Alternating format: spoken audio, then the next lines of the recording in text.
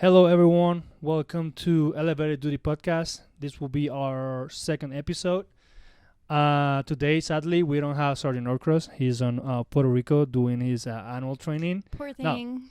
no. He's doing his ALC, Advanced Mhm. Leader course, to make it to Staff Sergeant. And yeah, we hope he's doing good.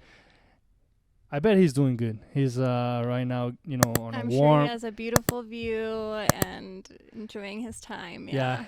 probably warm with a cocktail on his hand. Yep. No. For sure, he's getting trained, and we can't wait for him to get promoted. Yep. So today we have a person that since I've been here, I believe you've been around. Mhm.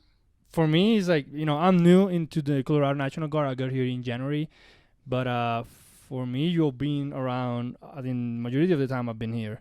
Yeah. So, welcome, Specialist Jacqueline Gonzalez. Thank you. Thank you. So, how you doing?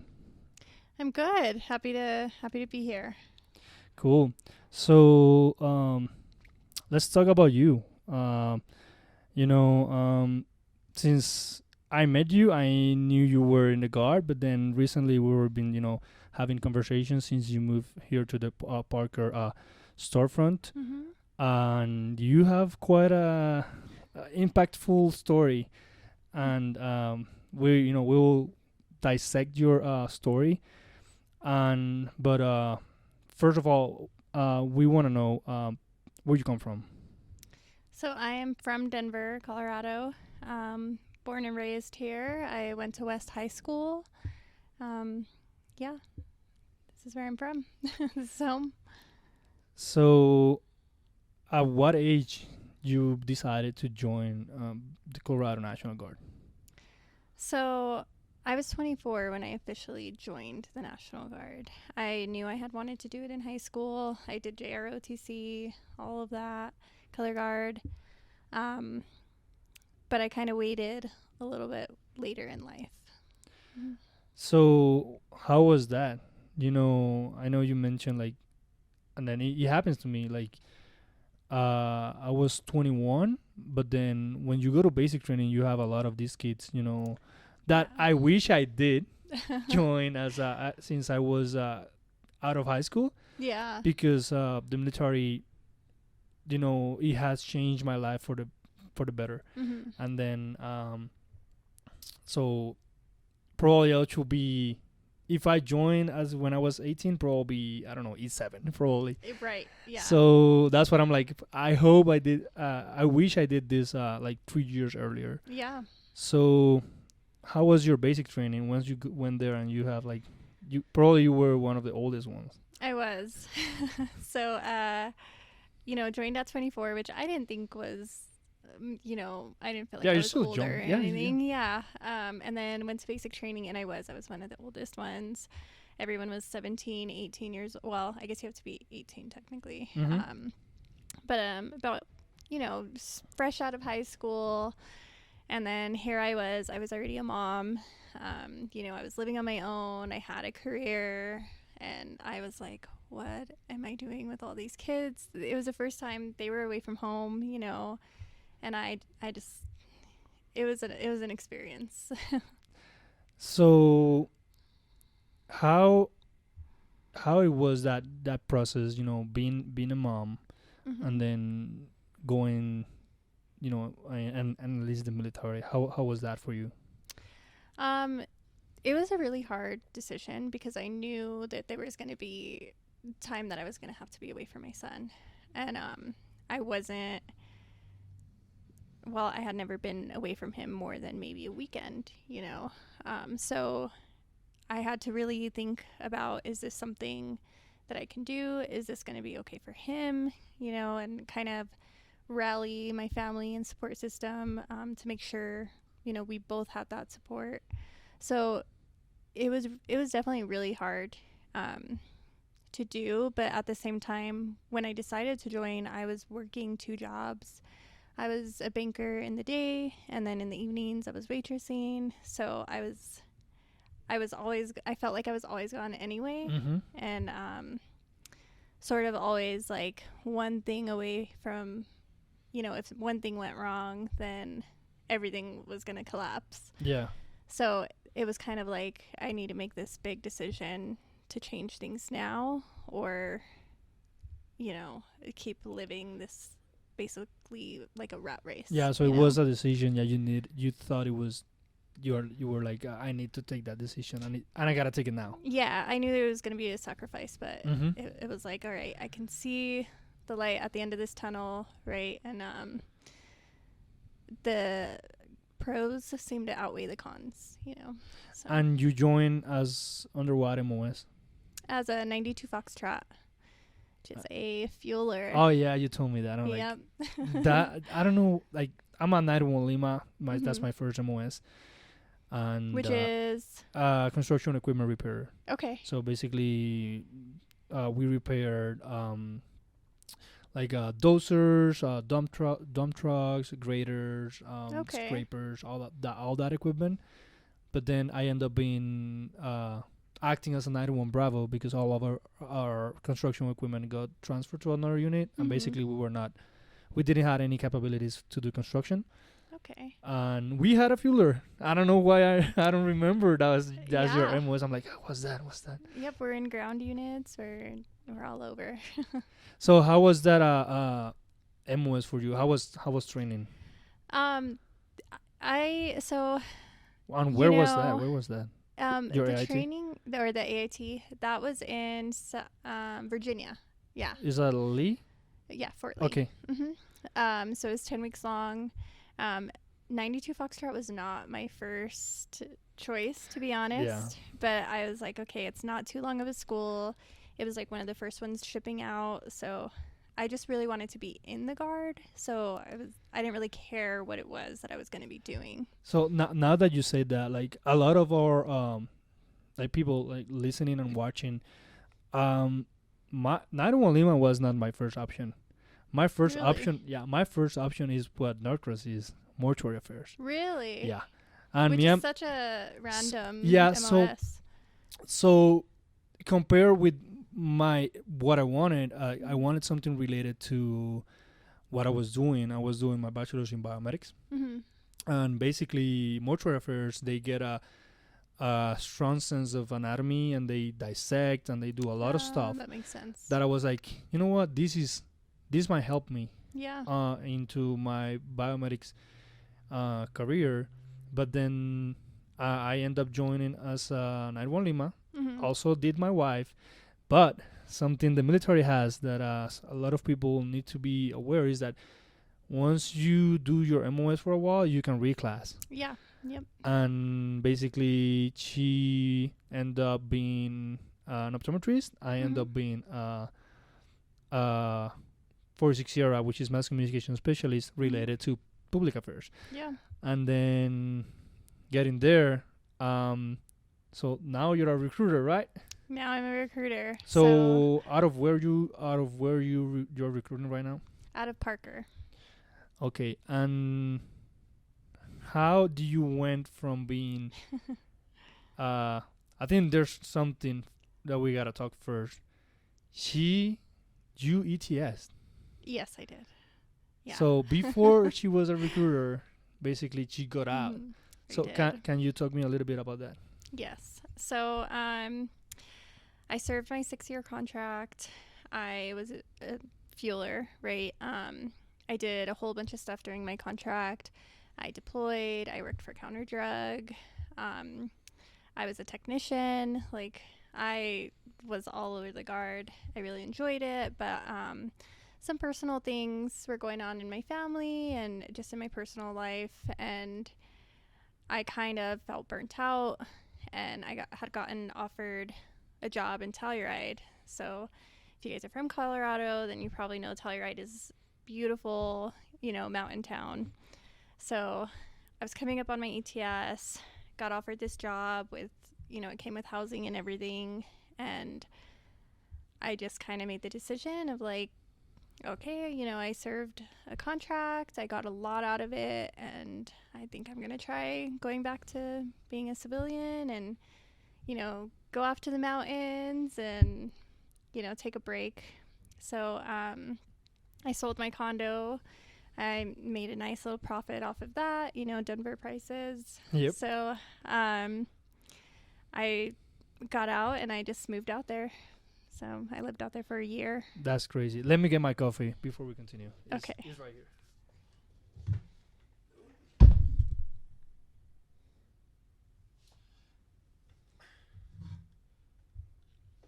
Gotta have the coffee. Yeah? Gotta have the coffee. Yeah. Yeah, we gotta. This is our fuel. Mm-hmm. So, what you were doing once you moved there, what you were doing in Telluride? I was working for a small local bank. They have only a couple branches out in the Western Slope, and I was just doing regular banker teller things. So. And how's the life like? Since I moved here, I've been in a lot of states training, Uh-huh. and I've been probably like, I don't know, 6-7 states training, and then every time I go to a different state, I'm like, will I live here? Like Yeah. because Yeah. I travel a lot, and then what I do is I like to see how people live. Yeah. I like to see them on their daily commute. Mhm. If they're using public transportation, I wanna I barely say something, and I watch them like behaving Mhm. to see is what the movies portray or what. Yeah. So when I moved here, and people not familiar with Puerto Rico, but Puerto Rico has a lot of mountains. Yeah. So, and I grew up in the mountains. Like, we have land up in the mountains on the south of Puerto Rico in Ponce, Mhm. and yeah, Ponce have mountains. For those that are from Puerto Rico and they think only Ponce is only You think a beach? beach and just the downtown where everything is like a lot of buildings and it's flat. No, Mhm. like if you look north, you'll see the mountains. That's Ponce still. So that's something I like from Colorado, the mountains, and you never get tired of the view. Never. Never. No. So it's always different. So. It's the same mountain, but like I live down in Colorado Springs, and it's the same mountain. Like and then every time I looked at Pikes Peaks, it's a different like show going on. It's a different view, Yeah. depending on the season and time of day and all that. So how's the life in a mountain town? It's a lot slower. So a Telluride is this. It's basically like this little town, surrounded by mountains, right? So I had this awesome condo right out my back door was just the mountain, like clear view of a mountain. If I wanted to go out and go for a hike, I literally had to like cross the street and walk 5 minutes. Easy. And I was on a trail. Yeah. Easy. No, like right now if you try to go up to Breckenridgeville and Good like luck 2 with hours the and a traffic. half, Yeah. and then you need to sit in traffic. Yeah. Jeez. So Yeah. it was right there. It was right there, and then less than a block away, more like feet away, was the gondola in the wintertime if I wanted to go skiing, snowboarding. My job, they covered 100% of healthcare. They gave us a snowboarding ski pass. I walked to work every day. It was like So you were 5-minute walk. Yeah, you were living the dream. Yeah. Yeah. Mm-hmm. And then talking about that, so ETS, it's like your first contract term was done. Yes. You went to Telluride, Mm-hmm. and then you were there living the dream, living the life that a lot of people from even outside the states they move here because of that. Yeah. And you decided that that was not what you wanted, and why you took that decision? Yeah, so I lived there just short of a year, and the job was great. Had this beautiful view, this beautiful home, all this. But I felt like I was missing something. I was like, I don't feel, the military does a really, really good job, or at least the Guard does, of giving you purpose, Mm-hmm. right? Because everything that we do, it is, we're part of a bigger picture. Mm-hmm. So I felt like I was missing that purpose. I felt like, okay, this is great. It's, there was no challenge really at work. It was just, every day was kind of the same, and I just felt like I wasn't doing anything to challenge myself or for others, or, I didn't feel like I had a purpose. And for those listening, when like this is recent, right? This was very recent. Yeah. When you came back? I moved back February 2023. So not even a year. Not even a year. Wow. So you moved back, and then you came as your previous MOS, right? Or No, I actually contracted under, I retook the ASVAB, got a better score, and came back as a 42 Alpha, which is human resources. Great. So now you have 2 MOSs. Now I have 2 MOSs. And then after you came from you already went to training, right? Not yet. I will eventually. Okay.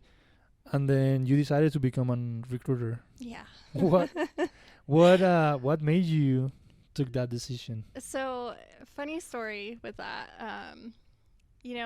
When I was with an aviation unit before I got out, and I was a fueler there. So I met some really good people. That was another thing I missed, was like the camaraderie. I met some of the best people and made great friends. So one of the people I worked with there, also a fueler, he got into recruiting. And when I was going to get out, he was like, well, let me know if you ever want to get back in. And I'm like, oh, I probably won't, but, whatever. And he would check up on me every few months. He'd be like, hey, how's life? Are you doing okay? And he's like, you want to get back in the Guard? And I'd be like, no, but thank you. And then he happened, so leading into another funny story about it was I was starting to have that feeling, right, of missing the Guard, wanting to come back, kind of needing a challenge, needing that like purpose. And I decided to watch Top Gun.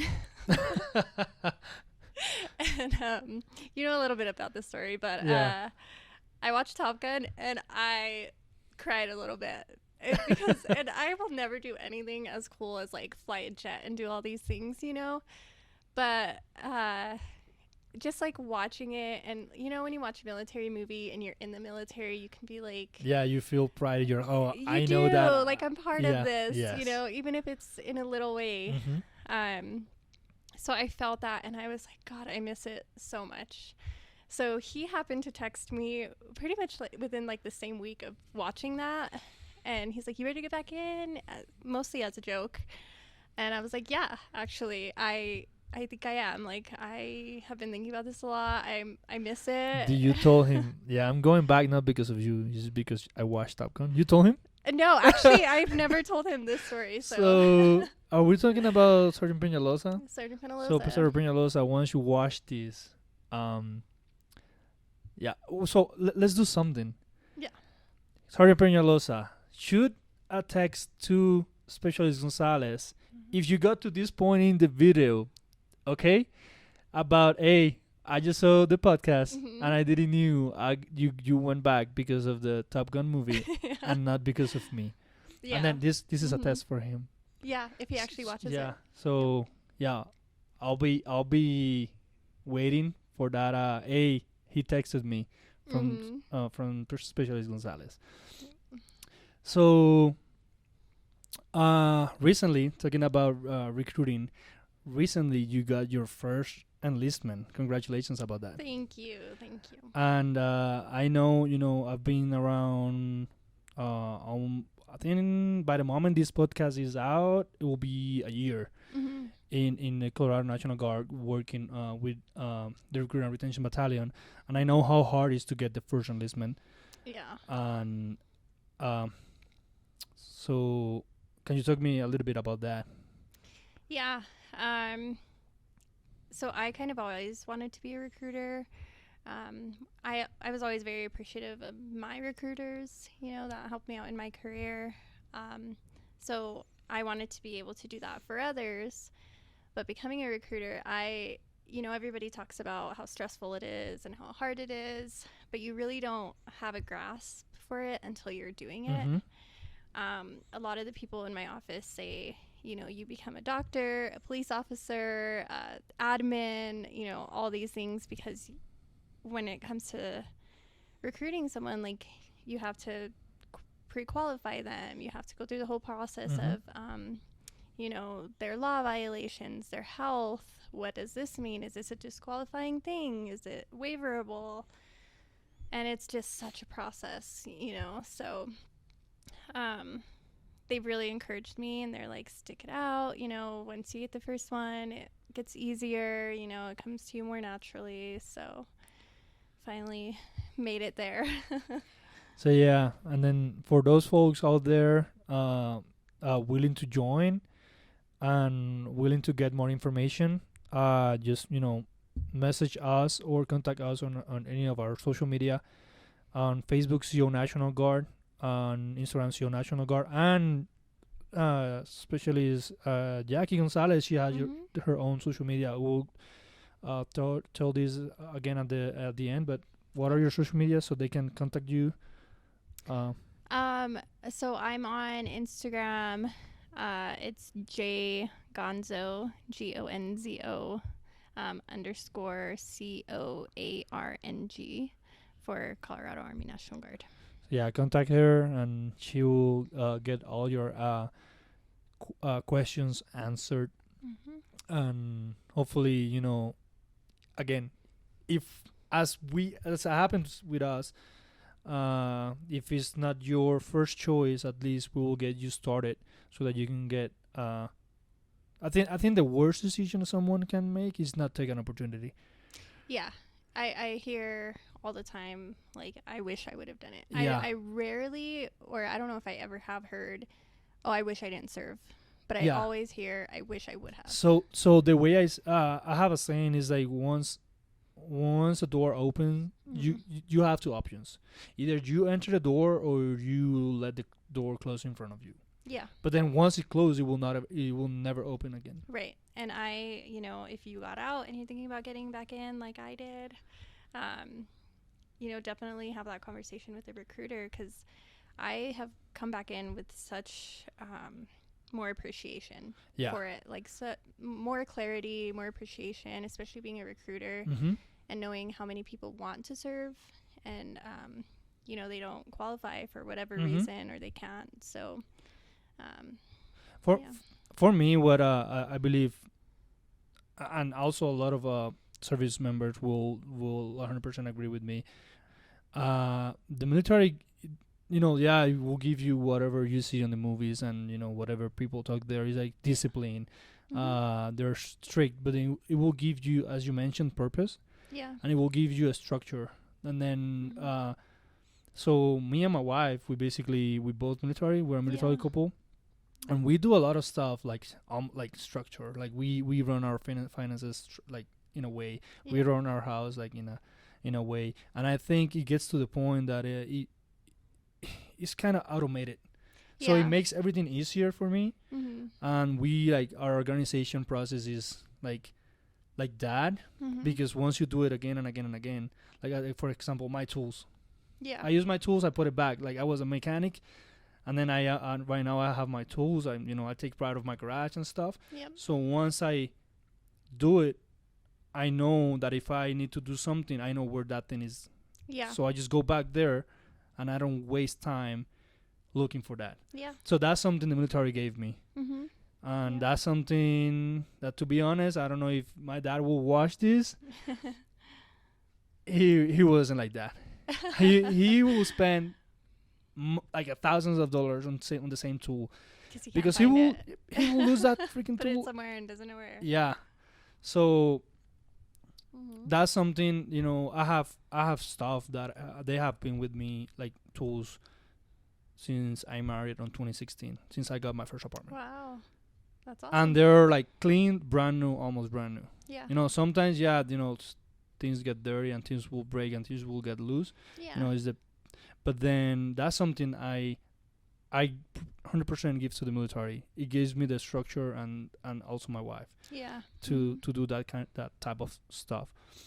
So, talking about upcoming things for you, Mm-hmm. what are your like short-term goals and long-term goals? Some of the more shorter term goals, I guess, is, do well in recruiting. Well, I guess that's also a long term goal, but short term is definitely continue to grow in that. I still have a lot to learn. Just being part of my team and growing with them, and long term, I'm hoping to get an AGR position. I'm not yet. So kind of solidify my career in the Guard with that. That's kind of my longer term goal. Cool. And what do you? Is there any quote or any anything that you want to share with the people out there? That's something Norcross usually ask. Yeah. So I hope he gets proud of me. Yeah. That's a great question. I didn't have one prepared. Let's see. Actually, somebody said in the military, actually, choose your sacrifice. So that's always stuck with me because, when I got in the military, I had to choose my sacrifice, right? I was going to be gone for some time away from my son and family and everything.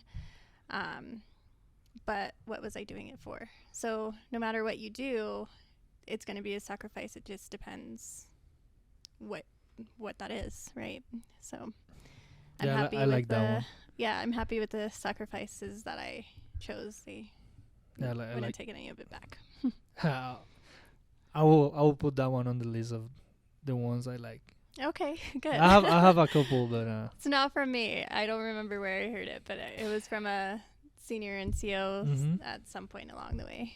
Yeah,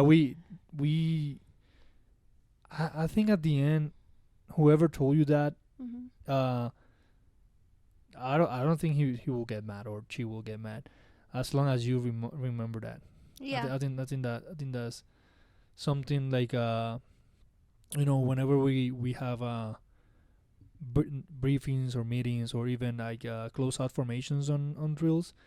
Like sometimes like people take that for granted. Sometimes they say stuff that I'm like, whoa, that's tough. I'm going home like, did we really close that drill with that quote? Yeah, And I'm like, whoa, that's stuff that gets stick like there. Yeah, I think that's cool. Again, if you like our podcast, the Elevated Duty podcast, go down to the comment box, comment, like, subscribe, and obviously we have a notification bell down there. Please subscribe. Like if we check our stats, I'll say 90% of the people watching is not subscribed. So probably you're watching and you think you're subscribed. Just make sure you're subscribed. Yeah, be part of our community. Yeah, and it will benefit us a lot because then it will recommend you automatically our content. So as the moment we post, then you will be automatically. If you don't have the notifications on, it will not be notified, but then we will pop up on your feed so you can watch whenever you want. Again, Instagram, Facebook, CO National Guard, on Facebook, Instagram, and then your social media. And then Instagram, jgonzo _COARNG. Is something else that you want to add? Just let us know if you have any questions. That's my job and honestly my honor to be able to help people get in and serve this great state and country. Yeah. Contact specialist Jackie Gonzalez. She will get you started. Or back in. Like I did. Or back in. Yeah, that's true. Yes. So we good? Good. Yeah. Great.